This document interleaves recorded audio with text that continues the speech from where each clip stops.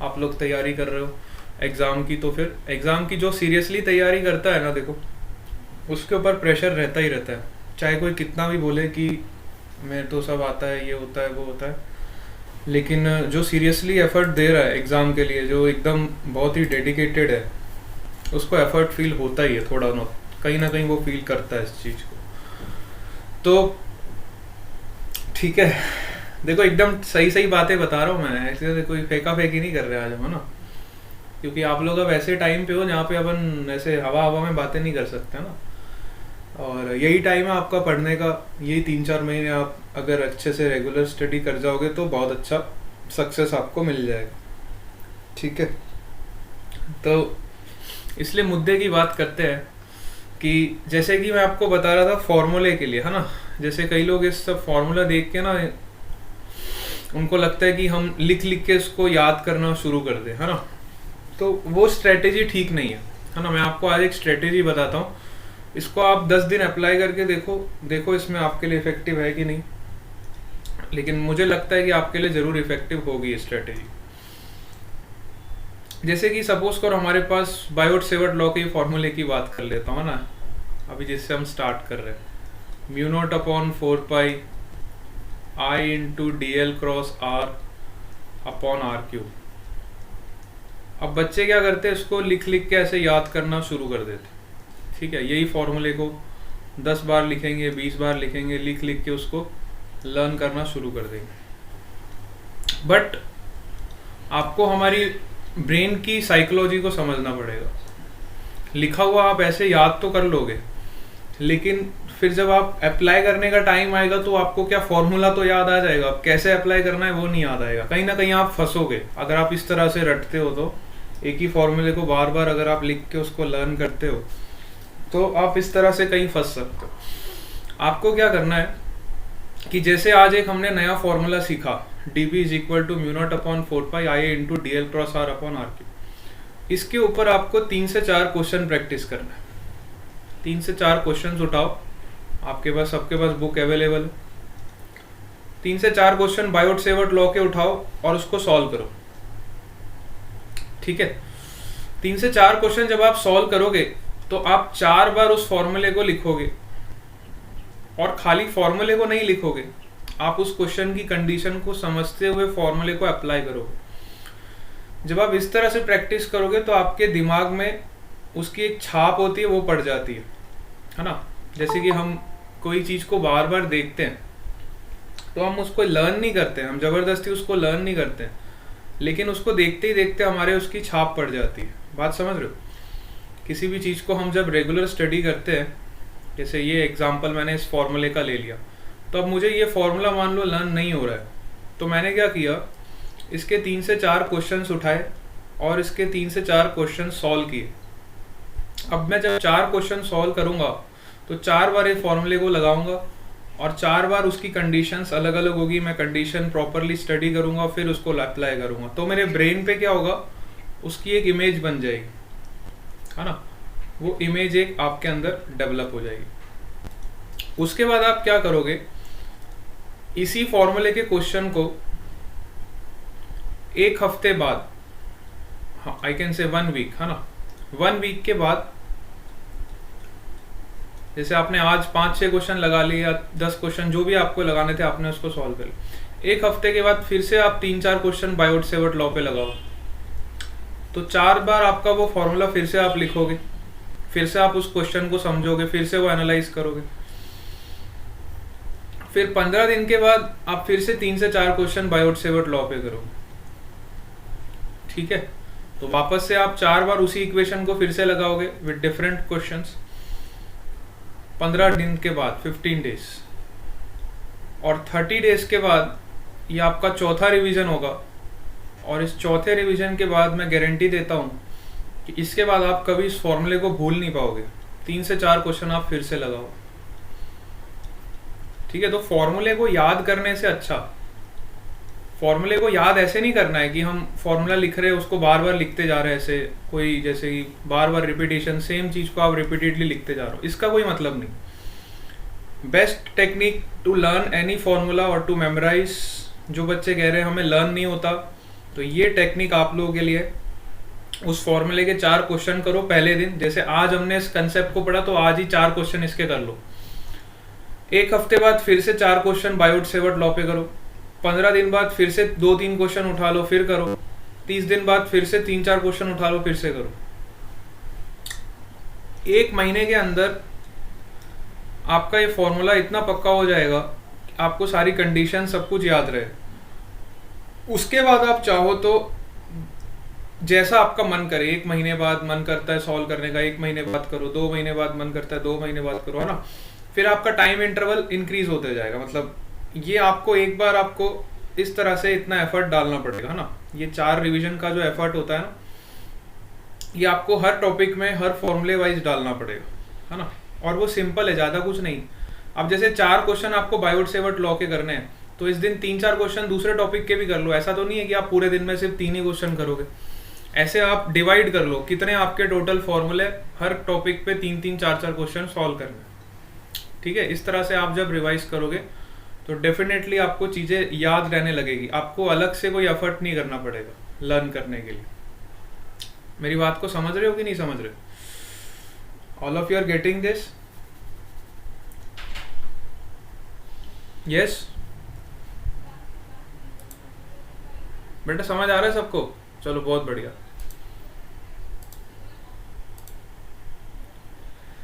तो इस तरह से आप इस टेक्निक को फॉलो करो, और ये आप फिजिक्स में फॉलो करोगे तो डेफिनेटली आपको कभी दिक्कत नहीं आएगी। फॉर्मूले की तो खासकर कभी दिक्कत नहीं आएगी। बड़े से बड़े फॉर्मूला भी आपके ऑन टिप्स होगा, क्योंकि एग्जाम में जब हम जाते हैं तो हमारे पास हमें स्पीड चाहिए होती है, और वो स्पीड आपकी यहीं से इंक्रीज करेगी।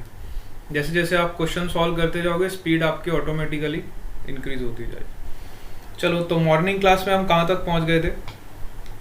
हाँ, हम बायोट सेवर्ट लॉ हमने डिराइव कर लिया था। अब सपोज करो हमारे पास एक इनफाइनाइटली लॉन्ग वायर, ठीक है, इनफाइनाइटली लॉन्ग वायर, ठीक है, जो -∞ से +∞ तक जा रही है। We have infinitely long wire, और इसमें करंट आपका इस तरह से फ्लो कर रहा है ना। अब बताओ इस पॉइंट पे मैग्नेटिक फील्ड का डायरेक्शन क्या होगा? सपोज मैंने यहाँ पे एक पॉइंट कंसिडर किया P। What is the direction of magnetic field at this point? Yes, इस पॉइंट पे मैग्नेटिक फील्ड का डायरेक्शन क्या होगा बताओ? Current is flowing in upward direction. Right hand rule लगाओ, राइट हैंड थंब रूल लगा के बताओ। हाँ, inside the plane, very good. तो इस पॉइंट पे आपकी मैग्नेटिक फील्ड की डायरेक्शन आ जाएगी इनसाइड द प्लेन, हम सबको पता है। तो अब हमें इनफाइनाइटली लॉन्ग वायर की वजह से मैग्नेटिक फील्ड निकालनी है। तो अब मैं देखो बायोट सेवर्ट लॉ लगाऊंगा। मैग्नेटिक फील्ड निकालने के लिए कौन सा लॉ लगाऊंगा? बायोट सेवर्ट लॉ लगाऊंगा। देखो सपोज करो इस पॉइंट का नाम मैंने दे दिया O। अब मैंने y डिस्टेंस पे जाके एक dy एलिमेंट कंसिडर किया, ठीक है। y डिस्टेंस पे जाके मैंने एक छोटा सा एलिमेंट कंसिडर किया वायर का dy।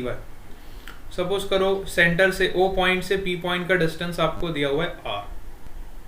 अब मुझे बायोट सेवर्ट लॉ लगाना है इस एलिमेंट के लिए। तो इस एलिमेंट के लिए मैं छोटी सी मैग्नेटिक फील्ड निकालूंगा। सबसे पहले इस एलिमेंट के लिए छोटी सी मैग्नेटिक फील्ड निकालूंगा। तो बायोट सेवर्ट लॉ लगाते समय आपको इस चीज का पूरा ध्यान रखना है कि आपका जो R होता है, ये वाला जो R होता है जो हम फॉर्मूले में लिखते हैं, यहाँ पे देखो ये जो हम R लिखते हैं ना, बहुत बच्चे यहाँ पे कंफ्यूज कर जाते हैं। ये जो R होता है डिस्टेंस आपका एलिमेंट से डिस्टेंस होता है, ठीक है। ये जो R डिस्टेंस होता है एलिमेंट से डिस्टेंस होता है उस पॉइंट का जिस पॉइंट पे हमें मैग्नेटिक फील्ड निकालना है, ठीक है। This R is the distance of element from that point to which point we have to calculate the magnetic field, ठीक है। अब यहाँ पे जो हमारा R होगा वो ये वाला R नहीं होगा। बहुत बच्चे इस R को R मान लेते हैं, नहीं, ये हमारा R नहीं। हमारा असली वाला जो R है वो क्या होगा? इस एलिमेंट से जो डिस्टेंस है इस P पॉइंट, है ना, एलिमेंट से इस P पॉइंट का जो डिस्टेंस है ये मेरा असली वाला R होगा। मेरा असली वाला R कितना होगा? Which is √of r² + y²। ये मेरा असली R होगा, है ना। ये मेरा असली वाला R है जो मेरा एलिमेंट से लेके उस P पॉइंट तक का डिस्टेंस है ना। तो यहाँ पे अब मैं बायोट सेवर्ट लॉ लगाऊंगा। तो बायोट सेवर्ट लॉ बड़ा सिंपल है, देखो dB = μ0/4π हम सबको इक्वेशन याद है, अब कैसे अप्लाई करना है वो देख लो। I into D L sine theta, है ना, I into D L, D L मतलब हमारा लेंथ एलिमेंट का, छोटे से एलिमेंट का लेंथ क्या है, D Y, I into D Y sine theta upon R square. अब आर स्क्वायर क्या होगा हमारा, असली वाला आर क्या है हमारा ये, तो इसका स्क्वायर करूंगा तो मुझे क्या मिलेगा, R square plus Y square. बस इतनी चीज आपको सीखनी है, ये आपने बायोट सेवर्ट लॉ लगाना सीख लिया। अब देखो फॉर्मूले को याद रखना और एप्लीकेशन में यूज करना दोनों अलग चीज है। फॉर्मूला आपने याद तो रख लिया, अब जब आप अप्लाई करते हो तो आपको पता चलता है कि आर क्या है, थीटा क्या है ना, ये सारी चीजें आपको यहाँ पे पता चलती है। ठीक है, चलो अब मुझे बताओ यहाँ पे साइन थीटा का वैल्यू कितना होगा, what is the value of sine theta. Theta क्या होगा आपका यहाँ पे बताओ, ये आपका थीटा होता है एलिमेंट के साथ जो आपके असली वाले आर का एंगल है। मैंने आपको बताया था theta is the angle between your DL vector and your original R. हमारा असली वाला जो आर है वो ये होगा, ये आपका थीटा। साइन थीटा क्या होगा, perpendicular upon hypotenuse which is R upon under root of R square plus Y square, this will be your sine theta. ठीक है, परपेंडिकुलर अपॉन हाइपोटेन्यूस। बस इतना काम हमें करना था। अब हमें नेट मैग्नेटिक फील्ड निकालना है, तो नेट मैग्नेटिक फील्ड क्या हो जाएगा, इस छोटी सी मैग्नेटिक फील्ड का इंटीग्रेशन हो जाए। नेट मैग्नेटिक फील्ड आपका क्या होगा, इस छोटी सी मैग्नेटिक फील्ड का इंटीग्रेशन आप करोगे। तो यहाँ पे आप वैल्यू सारी सब्सटीट्यूट कर दो, कौन कौन सी वैल्यूज है, कांस्टेंट वाले पार्ट को अलग कर लो, है ना। तो ये आपका आ जाएगा म्यू नॉट अपॉन 4 पाई को अलग कर दो, आई भी आपका कांस्टेंट है, इसको अलग कर दो। तो इंटीग्रेशन किसका हो जाएगा, R into D Y upon R square plus Y square का power 3/2। R square plus Y square का पावर कितना हो जाएगा, 3/2। इसको आपको इंटीग्रेट करना है। ठीक है, अब इस ऐसे इंटीग्रेशन के लिए हमें मैथमेटिक्स आता ही है। हम y को क्या रखेंगे, r tan theta, you will substitute y is equal to r tan theta. बस तो आपको dy का वैल्यू पता चल जाएगा। dy का वैल्यू आपका हो जाएगा r sec square theta d theta. अब तो मैथमेटिक्स का पार्ट हो गया, ये फिजिक्स आपका यहाँ पे खत्म हो गया। अब ये वाला जो पार्ट है आपका मैथमेटिक्स का पार्ट है। जैसे ही आप इसमें वैल्यू सब्सटीट्यूट करोगे, वैल्यू सब्सटीट्यूट करके देख लो क्या मिलेगा आपको। इसको इंटीग्रेट करो, वैल्यू सब्सटीट्यूट करके देखो फाइनल आंसर क्या मिल रहा है। अब ये इंटीग्रेशन बताऊं या ये खुद से कर लोगे, ये मेरे को बताना है या ये आप खुद से कर लोगे इंटीग्रेशन। यस, इंटीग्रेशन सब लोग कर लोगे ना। ये ऐसा तो नहीं किसी को इंटीग्रेशन में दिक्कत है, किसी को मैथ्स की प्रॉब्लम है तो बताओ। बायो वाले बैठे हैं क्या इधर, बायो वाले, बायो वालों से पूछ रहा हूं मैं, मैथ्स वाले तो कर लेंगे मुझे पता है। बायो वालों को दिक्कत है क्या इसके इंटीग्रेशन में तो बताओ, नहीं तो मैं डायरेक्टली आंसर लिखता हूं फिर इधर। यस, कोई दिक्कत नहीं, पक्का। चलो ठीक है, तो इसको जब आप इंटीग्रेट करोगे you will get the standard result, जो कि ऑलरेडी आपको याद ही रखना है, which is mu naught I upon 2 pi R. This is the magnetic field due to infinitely long wire, mu naught I upon 2 pi r. This is the standard result, और ये result आपको on tips होना चाहिए। किसी भी infinitely long wire की वजह से जो आपका मैग्नेटिक फील्ड होता है वो कितना होता है, mu naught I upon 2 pi R. Directly question कई बार आ जाता है एग्जाम में, है ना। अब तो जेई मेंस नीट वालों का तो कोई भरोसा नहीं है, वो चाहे तो इस पे ऐसा भी क्वेश्चन बना दे, सीधा आपको इन्फाइनाइटली लॉन्ग वायर दे दे और बोल दे बताओ इसकी वजह से मैग्नेटिक फील्ड कितना होगा। ऑप्शंस इस तरह के फ्रेम कर देंगे, mu naught I upon 2 pi R, mu naught I upon 4 pi R. इस तरह के ऑप्शंस नीट में आ जाते हैं अक्सर, है ना। 2 mu naught I upon 2 pi R या फिर नन ऑफ दिस। ठीक है, तो अगर आपको स्टैंडर्ड रिजल्ट्स याद हैं तो आप सीधा इस टाइप के क्वेश्चंस में डायरेक्टली आंसर टिक कर दो। ठीक है, अगर आपको स्टैंडर्ड रिजल्ट्स याद है you can directly take answer on that question. ठीक है, इसके बाद आता है आपका सेमी इनफाइनाइट वायर। अब सपोज करो मैंने इस वायर को आधा कर दिया, सेमी इनफाइनाइट वायर है ना। इनफाइनाइट वायर की बात हमने कर ली, अब हम बात करते हैं सेमी इनफाइनाइट वायर। सपोज करो हमारे पास ऐसा वायर है जो कि सेमी इनफाइनाइट है, एक तरफ इन्फिनिटी तक जा रहा है, और मुझे इसकी वजह से मैग्नेटिक फील्ड निकालनी है। ठीक है, इसकी वजह से मुझे मैग्नेटिक फील्ड निकालनी है किसी पॉइंट पी पे। ठीक है, अगेन मुझे पता है कि मैग्नेटिक फील्ड मेरा अंदर की तरफ ही जाएगा। अब इसके लिए मुझे वापस से डिराइव करने की जरूरत नहीं है। सेमी इनफाइनाइट मुझे पता है क्योंकि इनफाइनाइट का आधा होता है, तो सेमी इनफाइनाइट की वजह से मैग्नेटिक फील्ड कितना हो जाएगा, जल्दी से बताओ, आप लोग खुद ही बता सकते हो। What is the value of magnetic field due to semi infinite wire? Infinite wire का आधा कर दोगे, है ना। इनफाइनाइट वायर की वजह से जो हमें मैग्नेटिक फील्ड मिला उसका हम हाफ कर देंगे, बिल्कुल सही जवाब, विच is mu naught I upon 4πr। Very good. Semi infinite की वजह से मैग्नेटिक फील्ड कितना हो जाएगा, mu naught I upon 4πr।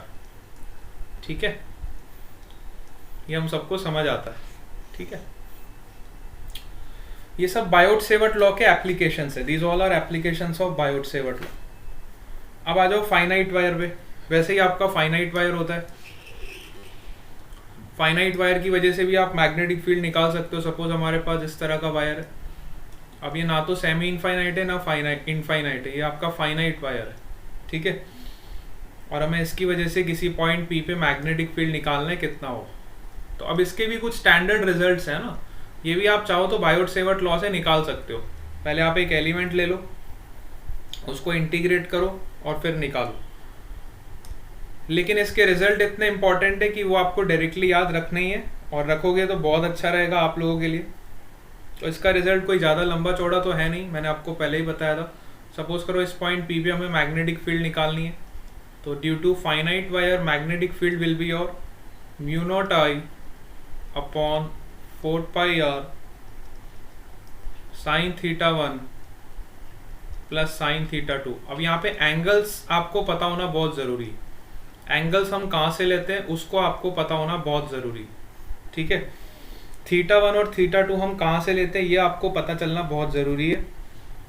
तो थीटा 1 और थीटा 2 जो आपका होता है, ये वाले एंगल्स होते हैं, ये आपका थीटा 1 और ये आपका थीटा 2।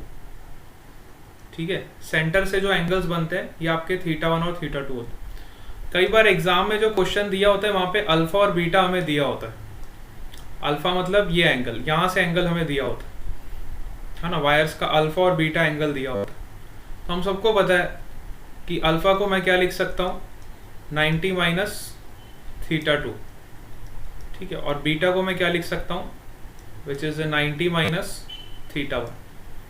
तो सिंपली मैं यहाँ पे इसकी वैल्यू सब्स्टिट्यूट कर दूंगा तो मुझे अल्फा के फॉर्म में आंसर मिल जाएगा। अल्फा और बीटा के फॉर्म में क्या आंसर होगा, which is mu naught I upon 4πr cos alpha plus cos beta, cos alpha plus cos beta. अब देखो एग्जाम में ऑब्जेक्टिव क्वेश्चन इस पे कैसे बन जाते हैं। आपको डायरेक्ट क्वेश्चन आता है, इस फाइनाइट वायर पे डायरेक्ट क्वेश्चन आया हुआ है एग्जाम में। डायरेक्टली आपको दिया हुआ था a wire, a finite length of wire which is carrying a current of 2 ampere and the value of alpha is equal to 30 degree and beta is equal to 60 degree. Then find the value of magnetic field. Direct question exam में पूछा गया है। A finite length of wire of 2 ampere which is making an angles with the vertical of the wire that is alpha and beta which is 30 and 60 degree. Then what is the value of magnetic field? जल्दी से बताओ magnetic field का क्या value होगा। Direct formula based questions इसमें से निकलते हैं, बहुत सारे सब पार्ट्स इसके बन जाएंगे। ठीक है, जल्दी से बताओ इसका वैल्यू कितना आएगा। इस टाइप के क्वेश्चंस इसमें से फ्रेम हो जाते हैं। यस,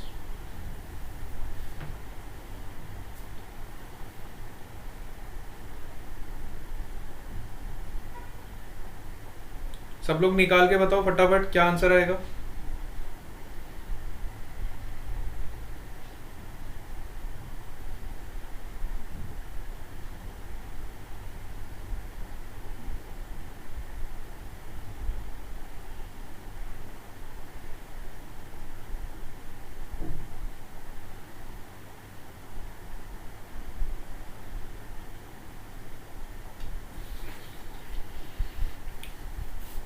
बहुत बढ़िया। तो ये फॉर्मूला बेस वाले क्वेश्चन सबने मेरे ख्याल से सॉल्व कर लिए होंगे और सबका आंसर सेम ही आ रहा है, म्यू नॉट इंटू √3/4πr, है ना। √3 - 1 आ रहा है क्या? हाँ, चेक कर लोगे अपने हिसाब से, वैल्यू ही आपको पुट करनी है। म्यू नॉट इंटू आई का वैल्यू कितना है 2 एम्पियर अपॉन 4πr, डिस्टेंस भी तो पता होना चाहिए। अच्छा, 4πr के टर्म्स में लिख दो, अगर नहीं बताया तो कोई बात नहीं, r के टर्म्स में लिख दो। cos अल्फा मतलब cos 30 मतलब sin 60 which is √3/2 plus cos 60 मतलब sin 30 विच इज 1/2। ठीक है, तो ये आपका आंसर हो जाएगा। चलो, अच्छा, अब कई बच्चों ने इस टाइप के क्वेश्चंस पूछे थे, जैसे इस टाइप के क्वेश्चन बहुत अच्छे होते हैं, ये आपका डायरेक्शन के कंसेप्ट को चेक कर लेते हैं। ठीक है, तो ये वाले क्वेश्चंस भी मैं डिस्कस कर लेता हूँ आपके साथ। सपोज हमारे पास एक वायर है जो ईस्ट से वेस्ट जा रही, ठीक है। बहुत बच्चों को इस टाइप के क्वेश्चंस में डायरेक्शन निकालने में कंफ्यूजन होता है, तो डायरेक्शन में कोई भी कंफ्यूजन आपको ना रहे इसलिए हम ये वाले क्वेश्चंस भी एक बार देख लेते हैं। सपोज करो आपका जो करंट है वायर में कहाँ से कहाँ जा रहा है, ईस्ट टू वेस्ट। ऐसी एक वायर रखी है और करंट जा रहा है फ्रॉम ईस्ट टू वेस्ट, ठीक है। कितना करंट जा रहा है, 10 एम्पियर करंट जा रहा है ना। इनफाइनाइटली लॉन्ग वायर है ये, यहाँ पे भी इन्फिनिटी और यहाँ पे भी इन्फिनिटी है, ठीक है। इसकी horizontally and the current is flowing 10 ampere in the east west direction, then find the magnetic field in the horizontal plane। अच्छा, अब हमें मैग्नेटिक फील्ड निकालना है horizontal plane which is at a distance of 10 centimetre north. तो ये आपका north direction हो गया। पहले आप सारी डायरेक्शंस को प्रॉपरली शो कर दो, है ना। ये आपका नॉर्थ डायरेक्शन हो गया और ये आपका साउथ डायरेक्शन हो गया, ठीक है। अब हमें निकालना है मैग्नेटिक फील्ड कहाँ पे, एक हॉरिजॉन्टल प्लेन है, मतलब 4 सेंटीमीटर नॉर्थ में एक हॉरिजॉन्टल प्लेन है, मतलब ऐसा एक प्लेन है। सपोज करो मैं हॉरिजॉन्टल प्लेन आपको ड्रॉ करके बता देता हूँ।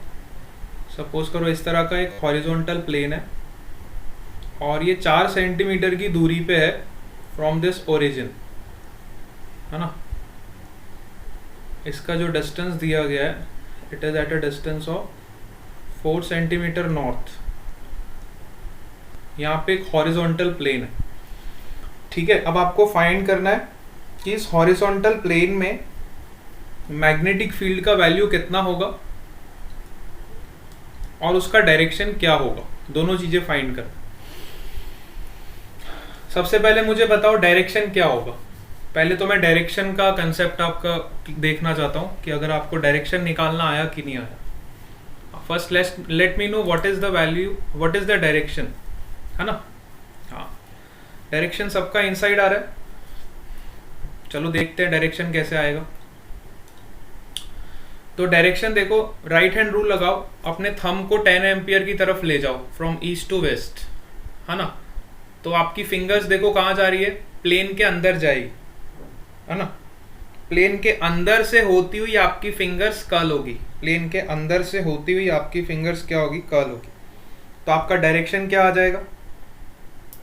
अगर मैं ये प्लेन में बात करूं तो इस प्लेन में आपका कोई भी पॉइंट कंसिडर करूंगा तो वहां पे आपकी मैग्नेटिक फील्ड होगी इनटू द प्लेन, इसके अंदर जाएगी। आपकी फिंगर्स जो होगी इसके अंदर जाएगी। आप फिंगर्स को कर्ल करके देखो, आपकी फिंगर्स की डायरेक्शन इनटू द प्लेन आएगी ऐसे, और which is vertically downward. You can also say that fingers are going into the plane vertically downward direction. Fingers are going into the plane in vertically downward direction.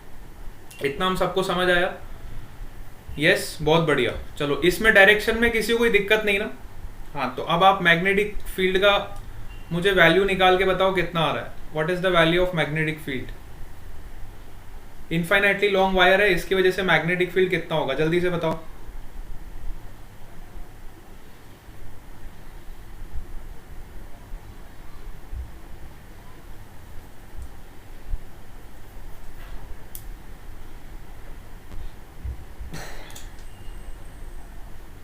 चलो ठीक है। अब suppose करो मैंने क्या किया, इसका आंसर आप निकालो। अब सपोज करो मैंने, तब तक इधर भी देख लो, पहले मैं सारी कंडीशंस आपके साथ डिस्कस कर लेता हूँ। आप आंसर निकालते रहना फिर। अब सपोज करो मैंने एक प्लेन यहाँ पे रखा है ना, 20 सेंटीमीटर साउथ, यहाँ पे मैंने एक ऐसा प्लेन रखा विच इज 20 सेंटीमीटर साउथ, है ना। अब बताओ इस प्लेन में आपकी डायरेक्शन क्या होगी मैग्नेटिक फील्ड। एक प्लेन मैंने इधर रखा विच is at a distance of 20 centimetre in southward direction, ठीक है। अब बताओ इस प्लेन में आपका मैग्नेटिक फील्ड का डायरेक्शन क्या होगा। What is the direction of magnetic field in this plane. Yes, हाँ। अब यहां पे देखो आपका मैग्नेटिक फील्ड का डायरेक्शन क्या आएगा। राइट हैंड रूल वापस लगाओ, फिंगर्स को ले जाओ, अपने थंब को ले जाओ करंट की डायरेक्शन में, तो फिंगर्स देखो आपकी ऊपर की तरफ आएंगी। फिंगर्स आपकी कहां पे आएगी, fingers will point out in upward direction, ठीक है। सबको समझ आ रहा है ना, फिंगर्स आपकी कहां निकलेगी, अपवर्ड वाली डायरेक्शन। तो बहुत सही बात है, फिर क्या दिक्कत है, इस टाइप के क्वेश्चंस आप इजीली हैंडल कर सकते हो। फिंगर्स आपकी प्लेन से बाहर की तरफ पॉइंट आउट होगी, है ना। तो your direction of magnetic field will be in upward direction, vertically upward direction is in vertically upward direction, ठीक है। अब मैग्नीट्यूड आपको निकालना है तो क्या हो जाएगा, B is equal to mu naught I upon 2 pi R. हम सबको पता है इनफाइनाइट वायर की वजह से मैग्नेटिक फील्ड का मैग्नीट्यूड कितना होता है, mu naught I upon 2 pi R. तो हम यहाँ पे आर का वैल्यू भी हमें पता है, करंट का वैल्यू भी पता है, you can easily calculate the value of magnetic field, ठीक है।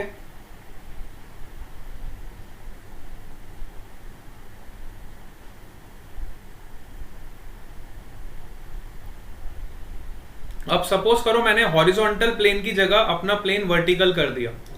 फिर से वही सिचुएशन ले रहा हूं, बड़े ध्यान से देखो। अब मैंने क्या किया, वायर वापस सेम लिया, ठीक है। करंट मेरा वापस जा रहा है ईस्ट टू वेस्ट, ठीक है। ईस्ट टू वेस्ट मेरा करंट जा रहा है, इनफाइनाइटली लॉन्ग मेरा वायर है, ठीक है। और करंट का वैल्यू सेम है आपका 10 एम्पियर के बराबर। अब मैंने क्या किया, इस प्लेन को वर्टिकल कर दिया, है ना। और ये प्लेन मैंने ऐसे रखा, वर्टिकल प्लेन रखा, और इसका डिस्टेंस है 50 सेंटीमीटर अपवर्ड्स। इस तरह का मैंने प्लेन रखा, एक वर्टिकल प्लेन, ठीक है। प्लेन मैंने हॉरिजॉन्टल नहीं रखा, मैंने प्लेन अपना वर्टिकल कर दिया, ठीक है। और इस प्लेन का आपको डिस्टेंस दिया हुआ है, मतलब इसके यहाँ से यहाँ तक का डिस्टेंस आपको दिया हुआ है वायर से। This distance is suppose 50 centimetre upwards, ठीक है। अब आपको बताना है कि इस प्लेन में आपकी मैग्नेटिक फील्ड क्या होगी और उसकी डायरेक्शन क्या होगी। What is the value of magnetic field in this plane and what is the direction of magnetic field in this plane, है ना। इस प्लेन में आपकी मैग्नेटिक फील्ड की डायरेक्शन क्या होगी। अब बताओ व्हाट इज द डायरेक्शन।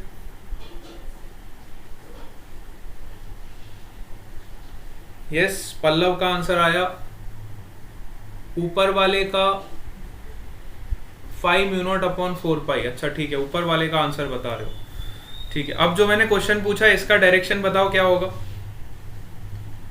अरे आप लोगों को समझ आ रहा है ना, या ऐसे ही हाँ हूं करते जा रहे हो, सबको पता चल रहा है ना अच्छे से। यस, कोई दिक्कत लगे तो बता देना, मैं वीडियो ऑन करके बता दूंगा, ठीक है। ऐसे हाँ हूं मत करते रहना, अब हम दूसरी तीसरी बार पढ़ रहे हैं इसको, है ना। हाँ, कभी भी दिक्कत लगे सर नहीं समझ आ रहा है तो मेरे को बोल देना, है ना। चलो बहुत बढ़िया। तो यहाँ पे आ जाओ, 50 सेंटीमीटर ऊपर आपको निकालना है what is the direction of magnetic field, है ना। तो बताओ कहाँ पे जाएगी। वापस अपनी फिंगर्स लो, कर्ल करो, देखो मैग्नेटिक फील्ड कहाँ आ रही है।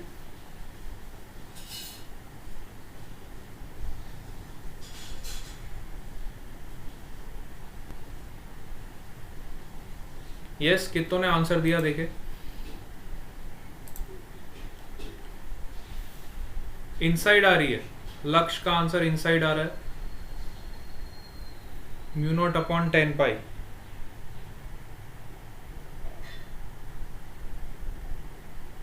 अच्छा, वैल्यू तो सही निकाल लोगे आप। डायरेक्शन बताओ मेरे को, डायरेक्शन कहाँ आ रहा है? What is the direction in this case? Vertical plane.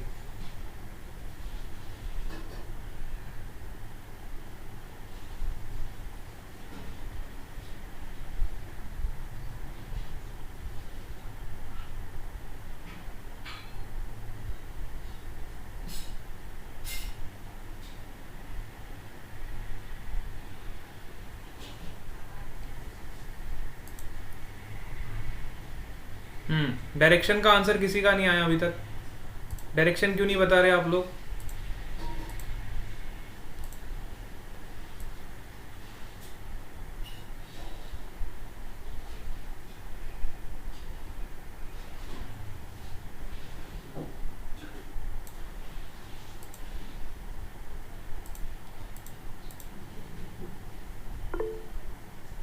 Inside आ रहा है। कुश का आंसर आया इनसाइड। अच्छा, इनसाइड मतलब कैसे बोल रहे हो आप? जैसे मैंने अपने थंब को ले गया मैं करंट की डायरेक्शन, तो मेरी फिंगर्स कहाँ आ रही है? उस प्लेन पे आपकी फिंगर्स कैसे जाएंगी वो देखो। इनसाइड तो मैं तब बोलता जब मेरा प्लेन ऐसे होता हॉरिजॉन्टल। जब मेरा प्लेन ऐसे होता हॉरिजॉन्टल, तब मैं बोलता कि मैग्नेटिक फील्ड लाइंस अंदर की तरफ जा रही। अब मेरा प्लेन आपका ऐसे वर्टिकल है, इनसाइड बोलना सही नहीं रहेगा। इनसाइड नहीं बोल सकते आप। इनसाइड तब बोलता जब आपका प्लेन ऐसे हॉरिजॉन्टल रहता, तब आपकी फील्ड लाइंस यहाँ से अंदर की तरफ जाती है ना, आपकी कर्लिंग फिंगर्स अंदर की तरफ जाती। अब आपका प्लेन ही ऐसा है तो फिर आप इसको कैसे बोलोगे?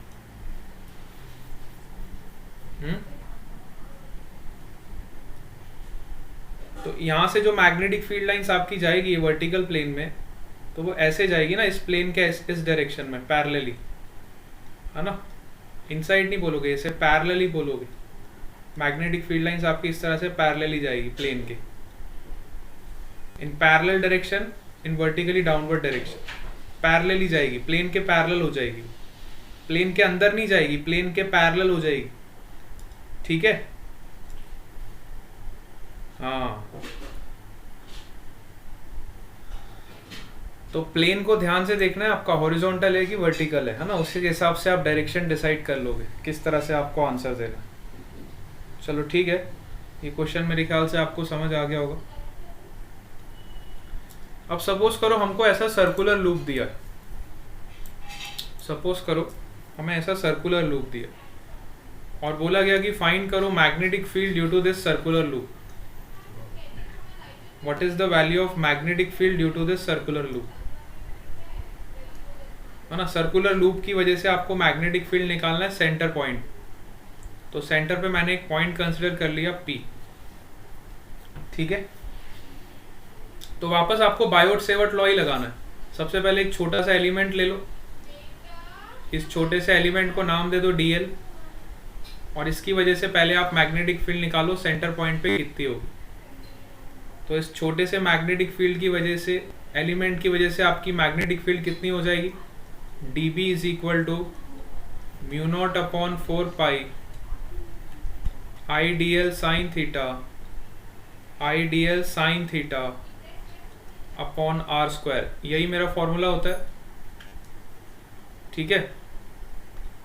अब थीटा क्या होता है आपका? फिर से देखो, जब भी आप बायोट सेवर्ट लॉ लगाते हो तो हमें थीटा पता होना चाहिए। थीटा आपका DL वेक्टर और R वेक्टर के बीच का एंगल है। तो DL वेक्टर आपका इस डायरेक्शन में, R वेक्टर आपका इस डायरेक्शन में, तो यहाँ थीटा आपका कितना हो गया? 90 डिग्री, ठीक है। दोनों वेक्टर्स के बीच का एंगल कितना? 90 डिग्री, ठीक है।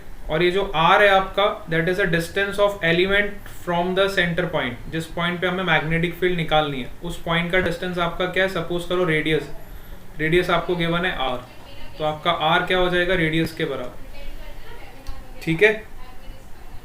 तो यहाँ से हमारा छोटा सा मैग्नेटिक फील्ड क्या आ जाएगा? बड़े ध्यान से देखोगे आप, dB इज इक्वल टू, वापस मैंने बायोट सेवर्ट लॉ ही लगाया, mu naught upon 4 pi I into DL sine 90, sine 90 का वैल्यू होता है 1 upon R square. Upon R square, ठीक है। अब टोटल मैग्नेटिक फील्ड आपका क्या हो जाएगा, इसका इंटीग्रेशन हो जाएगा।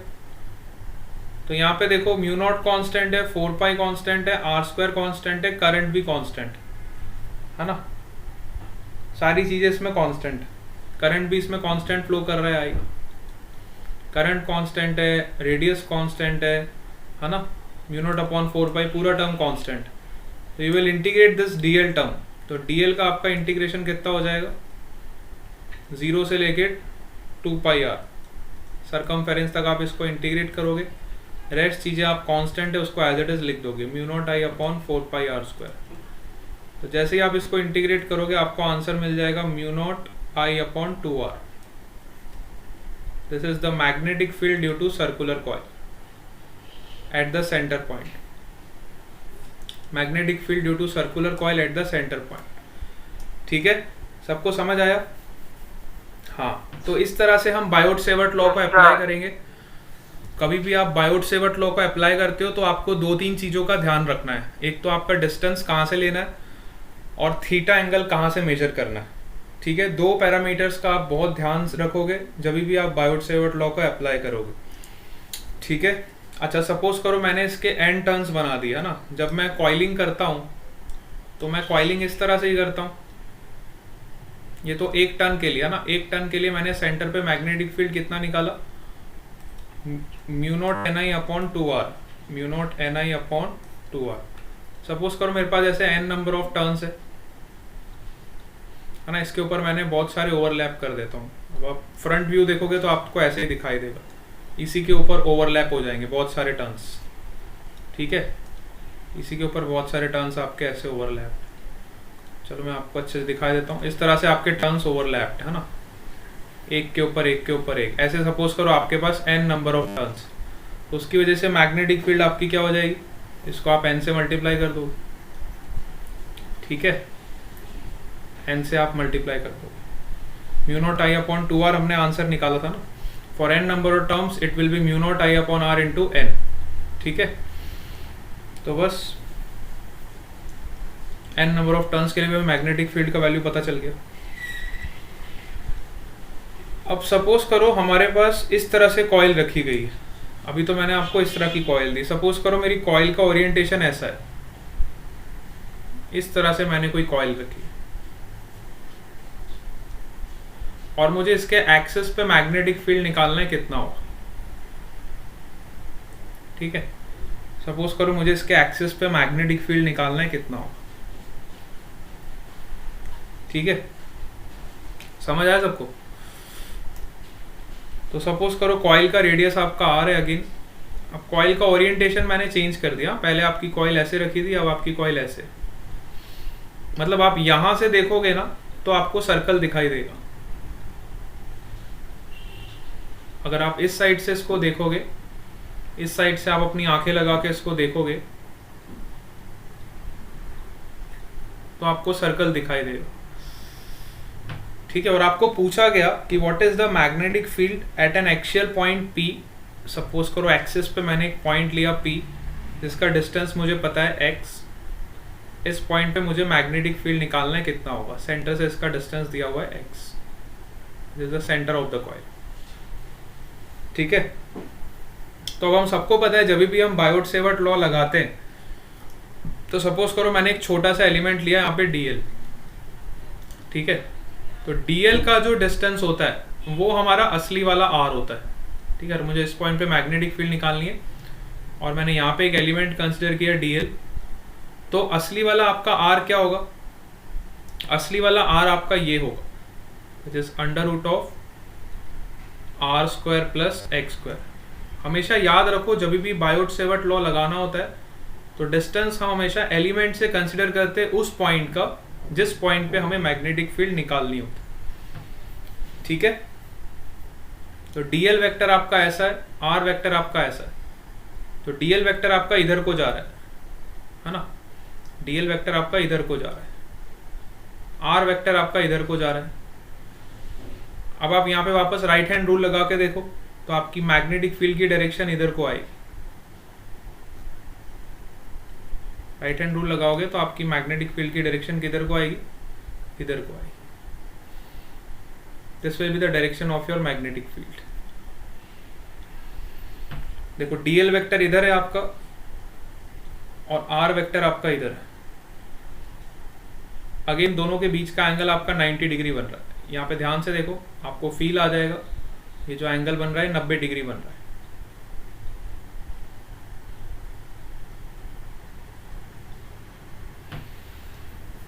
समझ आ रहा है सबको? Yes, all of you are getting this. बहुत सारे बच्चों को इसमें बड़ी प्रॉब्लम आती है कि जब हम किसी एक्चुअल पॉइंट पे मैग्नेटिक फील्ड निकालते तो वो इसको इमेजिन नहीं कर पाते इस सिचुएशन को। थोड़ा सा इमेजिन करोगे आपको डायरेक्शन अपने आप मिल जाएगा। यस, क्लियर हुआ सबको ये वाला पॉइंट? डायरेक्शन नहीं समझ आया? अच्छा, डायरेक्शन में अभी भी दिक्कत है। हाँ चलो डायरेक्शन में बताता हूँ, फिर से बताता हूँ। देखो डायरेक्शन आपको कैसे निकालना है, डीएल की तरफ आप ले जाओ। डीएल क्रॉस आर करते हैं ना, बायोट-सेवर्ट लॉ में क्या आता है, DL cross R. DL cross R से ही आपको डायरेक्शन मिलेगा। दो वेक्टर्स का जब हम क्रॉस प्रोडक्ट करते हैं वहीं से हमें डायरेक्शन मिलता है। तो डीएल की तरफ आप अपनी फिंगर्स को ले जाओ, सब लोग डीएल की तरफ आप अपनी फिंगर्स को ले जाओ, आर की तरफ कर्ल करो। देखो आपका थंब नीचे की तरफ आएगा। डीएल की तरफ आप अपनी फिंगर्स को ले जाओ। मैं कैमरा ऑन कर देता हूं, जैसे मैं बता रहा हूं वैसे डायरेक्शन निकाल लो, आपको समझ आ जाएगा। हाँ, मैग्नेटिक फील्ड की डायरेक्शन की बात कर रहा हूं ना। मैग्नेटिक फील्ड की डायरेक्शन आप कैसे निकालोगे वही बता रहा हूं। मैग्नेटिक फील्ड आपका क्या होता है, बायोट-सेवर्ट लॉ से हम सबको पता है ना। हम डीबी को कैसे लिखते हैं, डीबी वेक्टर जो होता है, वेक्टर फॉर्म में आपका मैग्नेटिक फील्ड इस तरह से होता है ना, mu naught upon 4 pi I into DL cross R. तो मैग्नेटिक फील्ड का डायरेक्शन हमें कौन देगा, डीएल क्रॉस आर ही तो देगा। अगर आप ध्यान से इस इक्वेशन को देखो तो मैग्नेटिक फील्ड का जो डायरेक्शन है, मैग्नेटिक फील्ड एक वेक्टर क्वांटिटी है और इसका जो डायरेक्शन हमें देगा कौन देगा, डीएल क्रॉस आर ही देगा। यही फैक्टर है जो मैग्नेटिक फील्ड का डायरेक्शन हमें देगा। डीएल क्रॉस आर वाला फैक्टर ही हमें मैग्नेटिक फील्ड का डायरेक्शन देगा। तो हम डीएल की डायरेक्शन में अपनी फिंगर्स को ले जाएंगे और यहाँ पे राइट हैंड रूल लगाएंगे। कैसे लगाएंगे देखो, अब ध्यान से देखो, क्लियर हो जाएगा सबको, क्रिस्टल क्लियर हो जाएगा, है ना। जिन बच्चों को डाउट आ रहा है बिल्कुल क्लियर हो जाएगा। देखो मेरा फोटो दिखाई दे रहा होगा। यस, मैंने कैमरा ऑन कर दिया है, दिखाई दे रहा है सबको। देखो डीएल की डायरेक्शन में फिंगर्स को ले जाओ इस तरह से, जैसे मैं बता रहा हूं वैसे। देखो डीएल की डायरेक्शन में फिंगर्स को ले जाओ, आर वेक्टर की तरफ फिंगर्स को कर्ल करो। देखो आपका थंब नीचे को आएगा।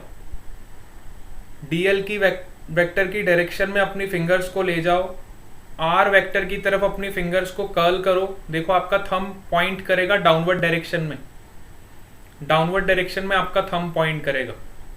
ठीक है, क्लियर हो गया सबको? बहुत बढ़िया। चलो, तो यहां से हमें डायरेक्शन पता चल गई इस मैग्नेटिक फील्ड की, जो हमें इस एलिमेंट की वजह से मिली, है ना। ये बहुत बच्चों को कंफ्यूजन रहता है, एंड टाइम तक उनको समझ नहीं आता सर अब क्या बता रहे हो। लेकिन अब मेरे ख्याल से सबको क्रिस्टल क्लियर हो जाएगा कि हमें डायरेक्शन कैसे निकाली। इसके बाद अब किसी को डाउट आना नहीं चाहिए। ठीक है, तो आप देखो ये जो मैग्नेटिक फील्ड है इसके दो कंपोनेंट हो जाएंगे, है ना। मैग्नेटिक फील्ड के आपके दो कंपोनेंट्स हो जाएंगे। सपोज करो ये एंगल आपका अल्फा है ना। इस मैग्नेटिक फील्ड के आपके दो कंपोनेंट्स हो जाएंगे। सिमिलर एलिमेंट आपका नीचे भी होगा, जैसे आपका टॉप पे एक एलिमेंट है वैसा ही एलिमेंट आपका बॉटम पे भी होगा। ठीक है, तो वो भी कितना एंगल बनाएगा, अल्फा ही एंगल बनाएगा इसके साथ। जैसे टॉप का एलिमेंट है वैसे बॉटम का एलिमेंट होगा। ठीक है, तो ये एंगल अल्फा, ये एंगल अल्फा, तो ये आपका एंगल कितना हो जाएगा। यहाँ पे मैं एक परपेंडिकुलर ड्रॉप कर देता हूँ, बड़े ध्यान से देखना। ठीक है, तो आपका ये वाला एंगल अल्फा आ जाएगा। ठीक है, तो दो कंपोनेंट हो जाएंगे, बड़े ध्यान से देखो। आपकी जो छोटी सी मैग्नेटिक फील्ड हमें मिली है डीवी, इस छोटे से एलिमेंट की वजह से इसके दो कंपोनेंट हो जाएंगे। एक कंपोनेंट इस डायरेक्शन में हो जाएगा which is DV cos alpha, और दूसरा कंपोनेंट इस डायरेक्शन में हो जाएगा which is DV sine alpha.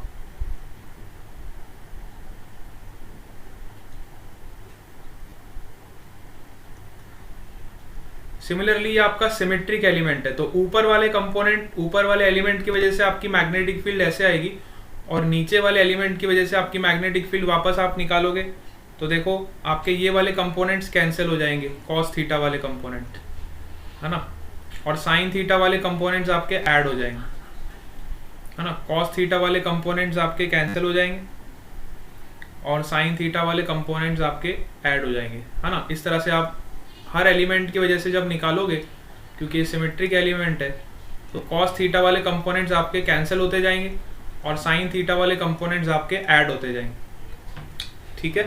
तो नेट मैग्नेटिक फील्ड जो होगी आपकी क्या होगी, your net magnetic field will be integration of D B sine alpha, your net magnetic field will be integration of D B sine alpha. D B sine alpha को जब आप integrate करोगे तो आपको नेट मैग्नेटिक फील्ड पता चलेगी, this will be the net magnetic field which is integration of D B sine alpha. अब कुछ नहीं करना, आपको वापस से वैल्यू पुट करनी है। तो बी की वैल्यू हम सबको पता है, mu naught upon 4 pi I D L sine theta upon R square plus X square की पावर 3/2, वही आएगा। देख लो यहाँ पे आप डी बी की वैल्यू निकाल के देख लो, D B is equal to mu naught upon 4 pi I D L sine theta. तो अब देखो डी एल वैक्टर और आर वैक्टर के बीच में एंगल कितना है, 90 डिग्री, आप यहाँ से देख सकते हो। तो साइन 90 वापस आपका 1 हो जाएगा। डीएल वेक्टर और आर वेक्टर में एंगल कितना बन रहा है, 90 डिग्री का एंगल बन रहा है। ध्यान से डायग्राम को देखो। तो जब आप छोटी सी मैग्नेटिक फील्ड निकालोगे तो वो कितनी आ जाएगी, mu naught upon 4 pi I D L sign 90 का वैल्यू हो जाएगा 1 अपॉन आर स्क्वायर। तो अब आपका आर क्या होगा, असली वाला जो आपका आर होगा वो होगा R square, capital R square plus X square की पावर, ठीक है। ये आपका हो जाएगा original R. Original R square का वैल्यू आपका ये होगा, है ना। आर का हमेशा आप ध्यान रखोगे।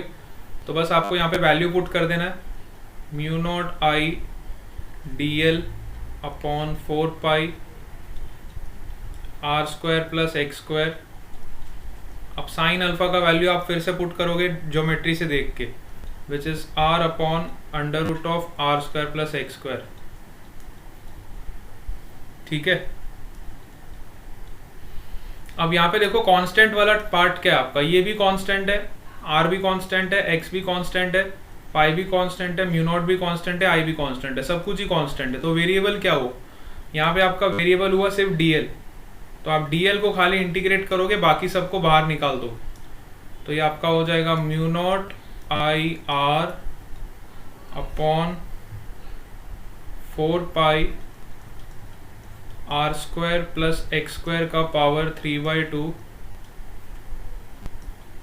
और इंटीग्रेशन ऑफ डीएल कर दोगे। इंटीग्रेशन ऑफ डीएल कर दोगे कहाँ से कहाँ तक, 0 से लेके 2 पाई आर तक। डीएल आपका लेंथ कहाँ से कहाँ तक वेरी करेगा, 0 से 2 पाई आर तक। तो यहाँ पे आपका नेट मैग्नेटिक फील्ड आ जाएगा mu naught I R upon 4 pi R square plus X square का पावर 3/2 और dl का इंटीग्रेशन करोगे तो क्या मिल जाएगा, you will get 2 pi R. अब इसको सॉल्व करोगे तो आपका वापस स्टैंडर्ड रिजल्ट आ जाएगा, जो कि आपको याद रखना है, बहुत ही इंपॉर्टेंट है। This result is very important, which is mu naught I R square net magnetic field is equal to, this result is very important, mu naught I R square upon 2 into R square plus X square का power 3/2. This is your standard result for the magnetic field at an axial point. अब suppose करो मुझे centre पे magnetic field निकालना है, तो centre वाला magnetic field भी मैं इस फॉर्मूले से डिराइव कर सकता हूँ। सपोज करो मुझे सेंटर पॉइंट पे मैग्नेटिक फील्ड निकालना है यहाँ पे, तो इस पॉइंट पे मैग्नेटिक फील्ड के लिए मेरा x का वैल्यू क्या हो जाएगा, 0 हो जाएगा, है ना। तो इस इक्वेशन में जब आप x की वैल्यू को 0 पुट करोगे तो आपको सेंटर पे मैग्नेटिक फील्ड मिल जाएगी। Magnetic field at centre point के लिए आप क्या करोगे, x की वैल्यू को 0 पुट कर दोगे। तो देखो आपको वही रिलेशन मिल जाएगा जो अभी अभी हमने डिराइव किया, विच is mu naught I upon 2r। You will get the same relation जो हमने अभी अभी एक सर्कुलर लूप के लिए मैग्नेटिक फील्ड डिराइव किया था ऊपर, है ना। कहाँ गया वो, हाँ अभी मैंने आपको ऊपर डिराइव करके बताया था ना सर्कुलर लूप के लिए। वो पेज कहाँ चला गया, गायब हो गया क्या,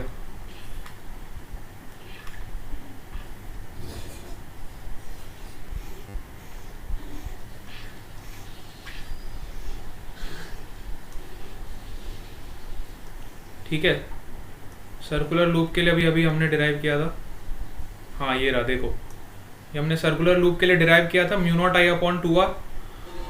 तो ये हम यहाँ से भी निकाल सकते हैं, ये आपका स्टैंडर्ड इक्वेशन आ गया जो हमने एक्चुअल पॉइंट के लिए निकाला था, ये आपका स्टैंडर्ड रिजल्ट है। इसमें जब आप x का वैल्यू 0 पुट करोगे तो आपको सर्कुलर लूप के लिए मैग्नेटिक फील्ड का वैल्यू पता चल जाएगा। ठीक है, सर्कुलर लूप के लिए आपको मैग्नेटिक फील्ड का वैल्यू यहाँ से पता चल जाएगा। समझ आया सबको? Yes, all of you clear up to this point? Yes, बहुत बढ़िया। अरे बाकी बच्चे सो गए क्या, गायब हो गए सबके सब? नींद आ रही है क्या आप लोगों को? कहाँ गए बाकी बच्चे, क्यों मीटिंग में से चले गए? नाम बताओ मेरे को उनके, कौन कौन है? 8 बच्चे गायब हो गए। क्या हम ज्यादा स्लो चल रहे हैं क्या? थोड़े फास्ट हो जाए। ये बेटा रिवीजन क्लास है इसलिए मैंने सोचा आराम आराम से चले अपन, सबको क्लियर हो जाएगा। खाली 10 जन ही रह गए। वही मैं बोल रहा हूँ ना। अभिषेक पाटिल, आरती सिंह, भावना शर्मा, कुश पटेल, लक्ष्य, ललित, नंदिनी, पल्लव, वर्षिल एंड रुत।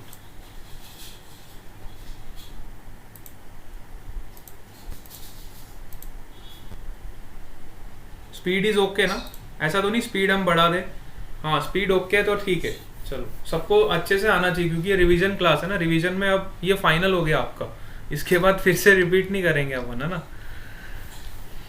तो क्वेश्चंस अगर आपको सॉल्व करने हैं तो हम क्वेश्चंस भी अब करेंगे। चलो बहुत टाइम हो गया क्वेश्चन नहीं किया अपन ने, चालू करते क्वेश्चंस करना। एक पार्ट और आपको बता देता हूँ, फिर हम क्वेश्चंस ही क्वेश्चंस करेंगे, ठीक है।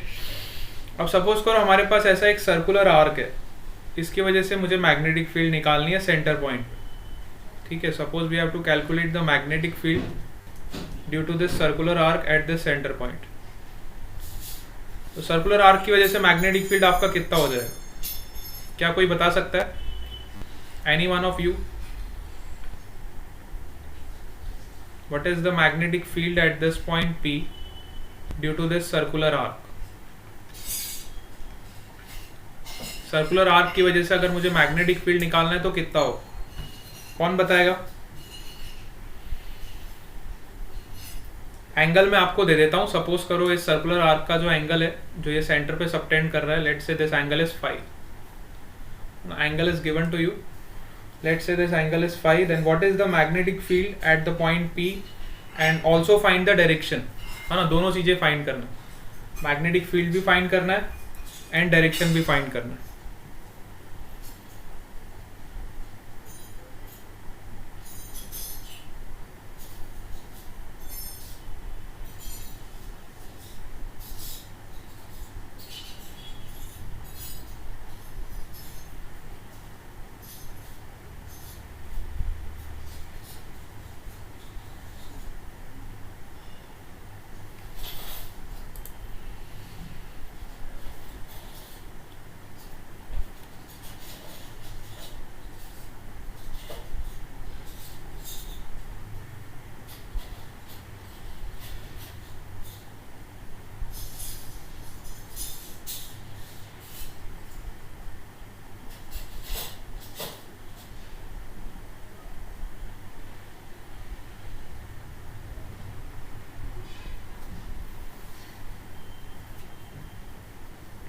यस, किसी ने निकाला?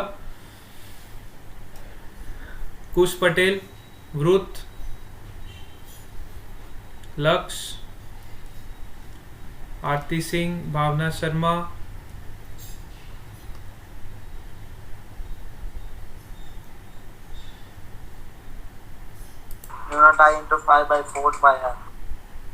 म्यू नॉट आई 5/4πr। बिल्कुल सही जवाब है। किसने बताया ये?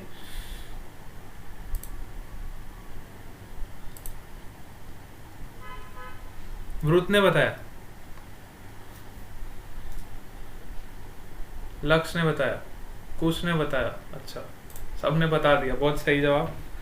ठीक है, तो जिसको नहीं याद रहता वो यूनिटरी मेथड लगा लो, है ना। यूनिटरी मेथड सिंपल रहता है। पूरे सर्कल के लिए अगर आपका मैग्नेटिक फील्ड कितना आ रहा था, mu naught I upon 2r, ठीक है।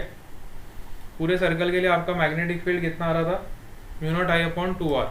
तो पूरे सर्कल का मतलब आपका एंगल कितना होता था, 2 पाई रेडियंस। 2 पाई रेडियंस के लिए आपका मैग्नेटिक फील्ड इतना है, तो जब आपका एंगल फाई हो जाएगा तो मैग्नेटिक फील्ड कितना होगा, सिंपल यूनिटरी मेथड, तो यहाँ से आप निकाल लोगे mu naught I phi upon 4 pi R, बिल्कुल सही जवाब। अब हम क्या करते हैं ना, इन सबको कॉम्बिनेशन करके क्वेश्चन बनाते हैं, ठीक है। अब हमने सारे एलिमेंट्स देख लिए, इनफाइनाइटली लॉन्ग वायर देख लिया, हमने फाइनाइट वायर देख लिया, हमने सेमी इनफाइनाइट वायर देख लिया, हमने सर्कुलर वायर देख लिया, ठीक है, सारे टाइप के वायर्स हमने कवर कर ली। अब हम इन एलिमेंट्स को कंबाइन करके बनाएंगे और आपको बताना है कि उसकी वजह से मैग्नेटिक फील्ड कितना हो। सपोज करो हमारे पास इस तरह के वायर्स का अरेंजमेंट, ये आपका एक्स एक्सिस है और ये आपका वाई एक्सिस है। अब आप आंसर आपको निकालना है, मैं आपको क्वेश्चन दे देता हूँ, और ये आपका जेड एक्सिस, ठीक है। सपोज करो आपका वायर ऐसे जा रहा है,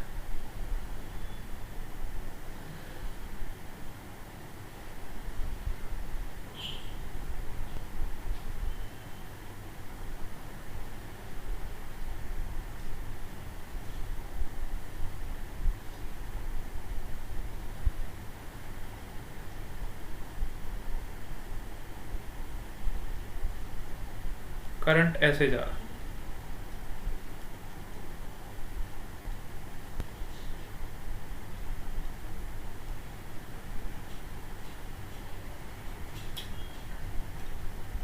रेडियस आपको गिवन है दोनों सर्कुलर आर्क का, इसका रेडियस आपको गिवन है a के बराबर,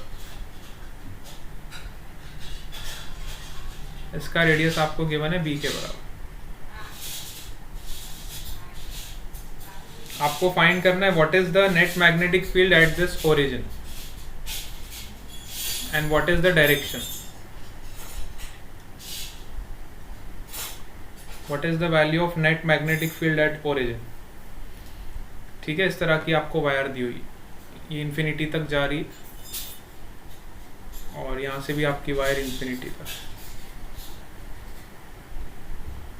आपको इस सेंटर पे मैग्नेटिक फील्ड निकालना।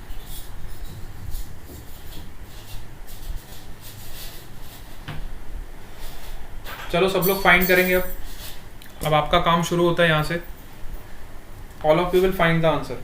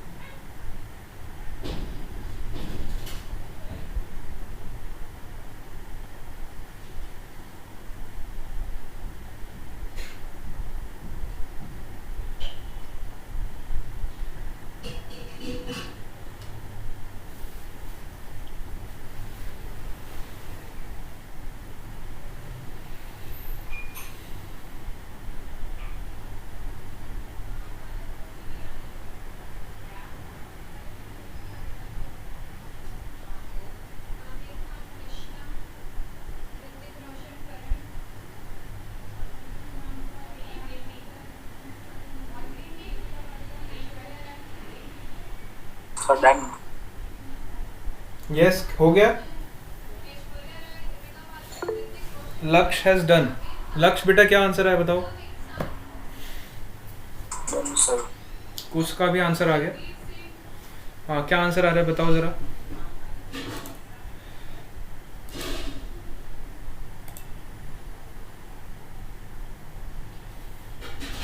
What is your answer.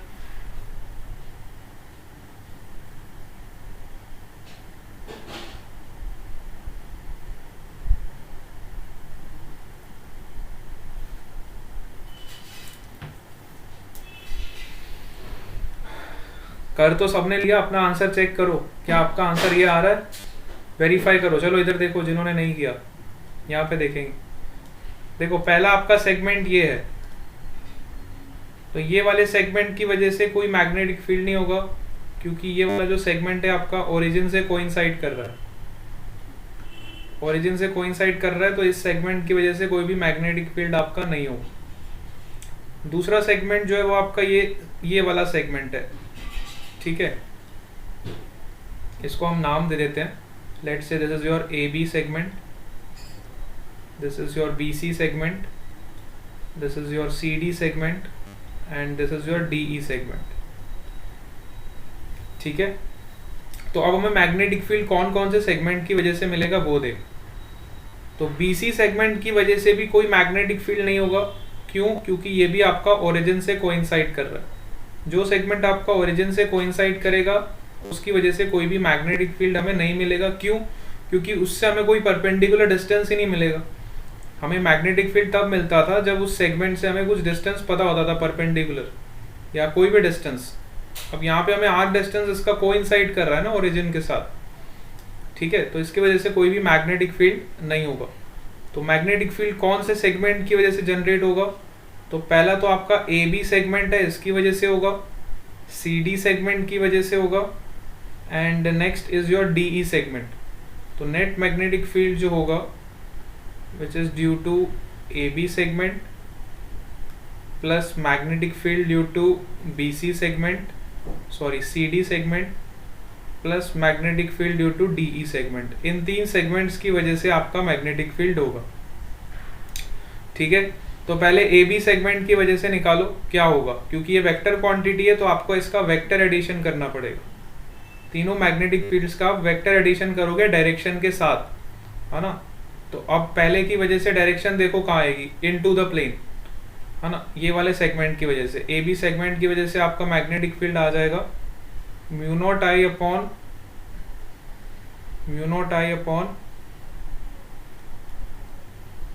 4 pi R into 5, mu naught I upon 4 pi R. Radius कितना दिया हुआ है ए इंटू 5, 5 कितना हो जाएगा आपका पाई बाई 2, 90 डिग्री, ठीक है। तो पाई से पाई कैंसिल हो जाएगा, तो ये आपका हो जाएगा this is your magnetic field in which direction, into the plane. तो इनटू द प्लेन को मैं लिख सकता हूं माइनस के कैप, ठीक है। सिमिलरली आपका नेक्स्ट सेगमेंट क्या है, सी डी। तो सी डी सेगमेंट की वजह से आपका मैग्नेटिक फील्ड कितना हो जाएगा, you will get mu naught I upon 4 pi R, तो 4 पाई इंटू बी, और इसका डायरेक्शन क्या हो जाएगा, हाँ इसका भी एंगल कितना बन रहा है 90 degree, which is pi by 2, है ना। पाई से पाई अगेन कैंसिल हो जाएगा, और इसका भी जो डायरेक्शन आएगा क्या आएगा, into the plane. Into the plane मतलब क्या लिखूंगा, माइनस के कैप, ठीक है। नेक्स्ट आपका सेगमेंट क्या है, डी सेगमेंट। अब डी सेगमेंट आपका क्या है, ध्यान से देखो। डी सेगमेंट जो है आपका, ये वापस आपका वायर है ना, इन्फिनिटी तक ये वायर जा रहा है, और ये डिस्टेंस आपको नहीं पता, ये डिस्टेंस आपको पता है, ये डिस्टेंस आपका b के बराबर ही होगा। देखो ये रेडियस है आपका, इसको एक्सटेंड करो तो ये डिस्टेंस भी आपका b होगा, तो ये डिस्टेंस भी आपका b होगा, ठीक है। ये डिस्टेंस आपका b के बराबर ही होगा।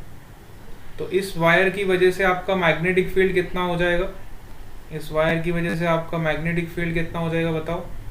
सेमी इनफाइनाइट वायर है ना, तो आ जाएगा mu naught I upon 4 pi R, तो 4 पाई आर का वैल्यू अगेन आपका बी के बराबर है। और इसका डायरेक्शन क्या आएगा?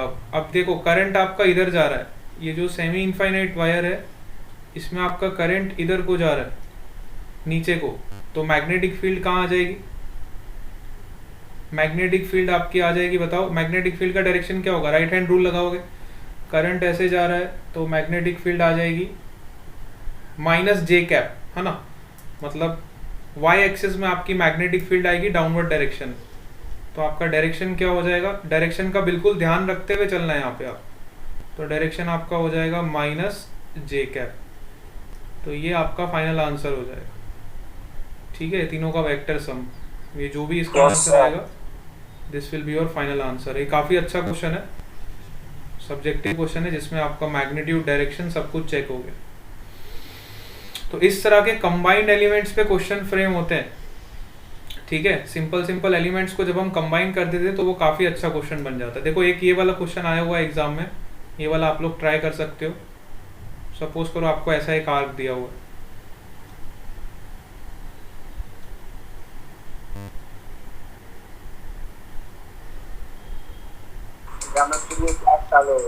ठीक है, इस तरह का एक आर्क दिया हुआ। डायग्राम फिर से बना देता हूँ, थोड़ा सा गंदा बन जाओ। हाँ, जब पहला वाला क्वेश्चन सबको समझ आ गया ना, इस तरह का आपको एक आर्क दिया हुआ,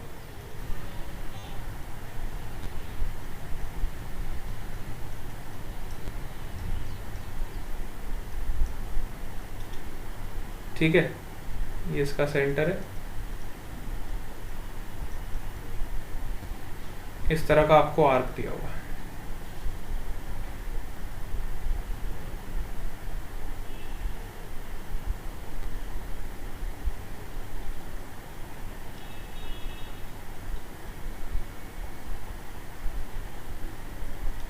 अब आपको बोला गया सेंटर पे मैग्नेटिक फील्ड निकालना है। अगर इसका रेडियस आपका a के बराबर है और इस आर्क का रेडियस आपका b के बराबर, ठीक है, what is the value of your magnetic field at the centre if the current is flowing in this direction? Current आपका ऐसे फ्लो कर रहा है,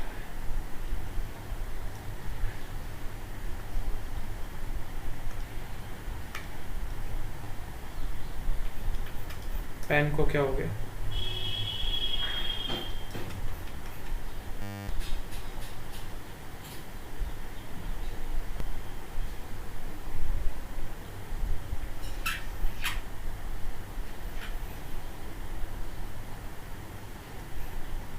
समझ आया सबको?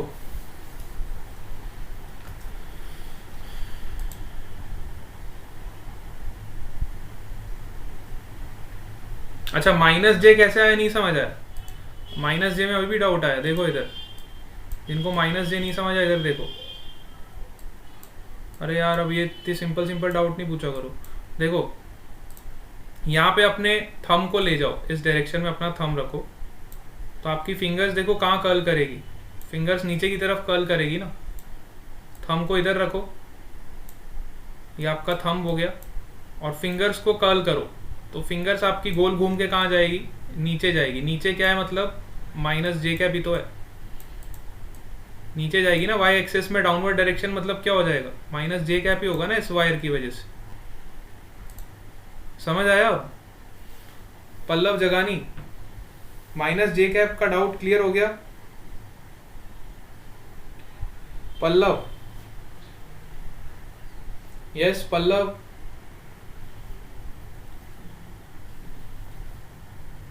हाँ करंट तो z एक्सिस में है आपका बेटा, करंट तो z एक्सिस में है, तो इसलिए तो मैंने अपना जो थंब है उस थंब को आप z एक्सिस पे रखो ना, ऐसे थंब को z एक्सिस पे रखो, तो देखो फिंगर्स जो कर्ल होके कहाँ जाएगी?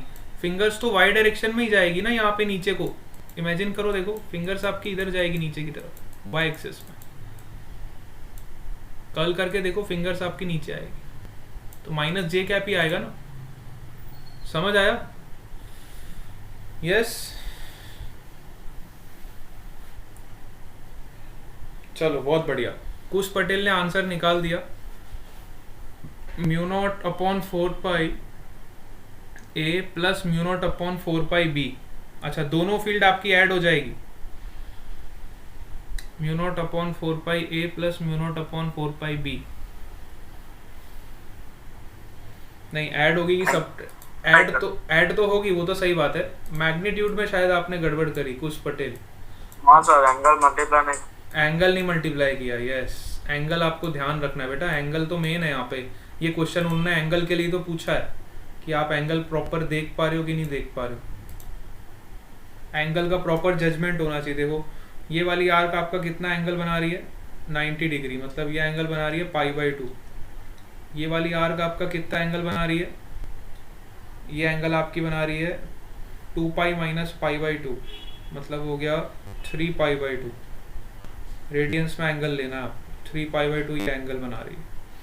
तो बस अब आप देखो दोनों में करंट क्लॉकवाइज डायरेक्शन में फ्लो कर रहा है, तो इसकी वजह से भी मैग्नेटिक फील्ड जो होगी आपकी फर्स्ट आर्क की वजह से, पहली वाली आर्क की वजह से भी आपकी magnetic field into the plane जाएगी, और सेकेंड आर्क की वजह से भी आपकी मैग्नेटिक फील्ड होगी इनटू द प्लेन जाएगी। तो दोनों की मैग्नेटिक फील्ड्स आप ऐड कर दोगे, है ना। नेट मैग्नेटिक फील्ड आपकी कितनी हो जाएगी, म्यू नॉट आई, देखो पहले वाली आर्क की वजह से निकालते हैं, तो पहले आर्क का एंगल कितना आ रहा है, mu naught I upon 4 pi R. R कितना है इसका ए, और एंगल कितना है इसका 3π/2, plus mu naught I upon 4 pi R, इसका रेडियस कितना है बी, और इसका एंगल कितना है π/2, और दोनों की वजह से magnetic field into the plane जा रही है ना, इनटू द प्लेन जा रही है, तो दोनों की फील्ड्स ऐड हो जाएगी, है ना। दोनों की वजह से मैग्नेटिक फील्ड आपका इनटू द प्लेन आ रहा है, बस तो दोनों को ऐड कर दोगे तो ये हो जाएगा म्यू नॉट आई अपॉन 8, और ब्रैकेट में आ जाएगा 3/a plus 1/b। This will be your answer. Sir clear हो गया सर? चलो बहुत बढ़िया। तो ये वाला पार्ट हमारा यहाँ पे, ये वाला सेक्शन कंप्लीट होता है। कल हम इसकी और थोड़ी प्रैक्टिस करेंगे और फिर आगे चलेंगे, है ना, नए वाले टॉपिक पे। Yes sir. चलो bye bye to all of you. इसको अच्छे से प्रैक्टिस कर लेना, है ना। चलो।